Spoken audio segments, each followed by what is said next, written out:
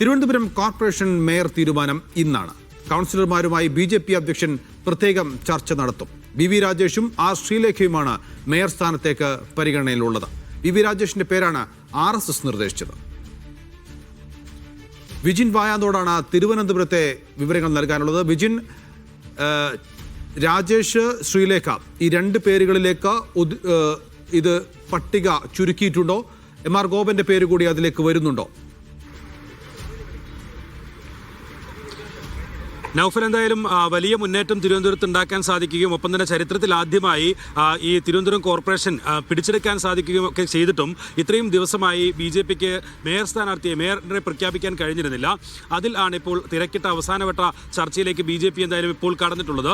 സംസ്ഥാന അധ്യക്ഷൻ രാജീവ് ചന്ദ്രശേഖർ കൗൺസിലർമാർ BJP കൗൺസിലർമാരുമായി പ്രത്യേകം ആശയവിനിമയം നടത്തുകയും അവരുടെ അഭിപ്രായം കൂടി കേൾക്കുകയും ചെയ്യുകയാണ് ഇന്ന് ചെയ്യുക. അതിനുശേഷം വൈകിട്ടോടുകൂടി മേയർ, ഡെപ്യൂട്ടി മേയർ എന്നിവരുടെ പേരുകളിൽ തീരുമാനമുണ്ടാകും എന്നുള്ളതാണ് ഇപ്പോൾ മനസ്സിലാക്കാൻ കഴിയുന്നത്. നിലവിൽ എന്തായാലും MR ഗോപന്റെയും ഒപ്പം തന്നെ കരമരാജ്യത്തിന്റെയും ഒക്കെ പേര് പറഞ്ഞു കേട്ടിരുന്നെങ്കിലും വി രാജേഷിന്റെയും ഒപ്പം തന്നെ ആർ ശ്രീലേഖയുടെയും പേരിലേക്ക് തന്നെ ഒതുങ്ങിയിരിക്കുന്നു എന്നുള്ളതാണ്. ഇവരിൽ ആരെങ്കിലും ഒരാൾ മേയർ ആകും എന്നുള്ള തീരുമാനത്തിലേക്കാണ് നിലവിൽ എന്തായാലും എത്തിയിട്ടുള്ളത്. രാഷ്ട്രീയപരമായി ഒരു വലിയ പോരാട്ടമൊക്കെ കോർപ്പറേഷനിൽ നടക്കുമ്പോൾ അതിൽ വി രാജേഷിനാണ് പരിഗണന എന്നുള്ളതാണ് നേരത്തെ തന്നെ BJP നേതാക്കൾ വ്യക്തമാക്കിയിരുന്നത്. കാരണം പ്രതിപക്ഷ അംഗങ്ങൾ എന്ന് പറയുന്നത് 50 അംഗങ്ങളുണ്ട്. അടുത്ത വിഴിഞ്ഞത്തെ തെരഞ്ഞെടുപ്പ് കൂടി കഴിയുമ്പോൾ ഒരുപക്ഷെ അവിടെ LDF UDF ആണ് ജയിക്കുന്നതെങ്കിൽ അവർക്കാണ് മെജോറിറ്റി കിട്ടുക. 2 സ്വതന്ത്രന്മാരുമാണുള്ളത്.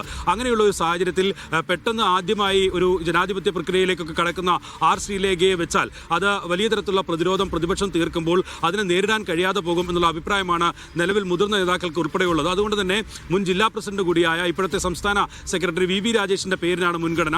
വി രാജേഷിന് ഒരുപക്ഷെ കോർപ്പറേഷൻ മേയറായി ഇന്ന് തീരുമാനിക്കാനുള്ള സാധ്യതയാണ് കാണുന്നത്. ആർ ശ്രീലേഖ ഒരുപക്ഷെ ഡെപ്യൂട്ടി മേയർ ആവാൻ സാധ്യതയില്ല. മറ്റാരുടെയും പേര് ആയിരിക്കും ഡെപ്യൂട്ടി മേയർ സ്ഥാനത്തേക്ക് പരിഗണിക്കുക എന്നുള്ളതാണ് ഇപ്പോൾ മനസ്സിലാക്കുന്നത്. വട്ടിയൂർക്കാവിൽ അടുത്ത തെരഞ്ഞെടുപ്പിൽ മത്സരിക്കാനായി സജ്ജമായി മുന്നോട്ട് പോവുക എന്നുള്ളതാണ് നിലവിൽ ആർ ശ്രീലേഖയ്ക്ക് BJP സംസ്ഥാന നേതൃത്വം കൊടുത്തിരിക്കുന്ന നിർദ്ദേശം. അതിന്റെ അടിസ്ഥാനത്തിൽ കൗൺസിലറായി മാത്രം നിന്ന് ഒരുപക്ഷെ വട്ടിയൂർക്കാവിൽ കേന്ദ്രീകരിക്കാനുള്ള ഒരു നീക്കമായിരിക്കും ആർ ശ്രീലേഖയുടെ ഭാഗത്തുനിന്നുണ്ടാവുക. എന്തായാലും നിലവിലെ തീരുമാനപ്രകാരം ഇപ്പോൾ ആർ ശ്രീലേഖയുടെയും ഒപ്പം തന്നെ വി രാജേഷിന്റെയും പേരിലേക്ക് ചുരുങ്ങുന്നുണ്ട്. ഒരുപക്ഷെ വി രാജേഷ് മേയർ ആകുന്ന സാഹചര്യത്തിൽ ആർ ശ്രീലേഖയോട് ഡെപ്യൂട്ടി മേയറാകാനുള്ള ആവശ്യം BJP സംസ്ഥാന നേതൃത്വം അങ്ങനെ ഒരു നിർബന്ധം ഉന്നയിച്ചാൽ അത് തയ്യാറാണ് എന്ന കാര്യവും നിലവിൽ ആർ ശ്രീലേഖ അറിയിച്ചിട്ടുണ്ട്. അങ്ങനെ കോർപ്പറേഷൻ മേയർ, ഡെപ്യൂട്ടി മേയർ സ്ഥാനത്തേക്ക് 2 പേരുടെ പേരിലേക്ക് നിലവിൽ ഇപ്പോൾ ചുരുങ്ങിയിരിക്കുന്നു എന്നുള്ളതാണ് ഇപ്പോൾ മനസ്സിലാക്കാൻ കഴിയുന്നത്. എന്തായാലും ഇന്ന് രാജീവ് ചന്ദ്രശേഖർ നടത്തുന്ന ആശയവിനിമയത്തിലായിരിക്കും ഇക്കാര്യത്തിൽ തീരുമാനമെടുക്കുക. ഒപ്പം തന്നെ RSSന്റെ പിന്തുണയുമുണ്ട്. RSS നേതൃത്വവുമായി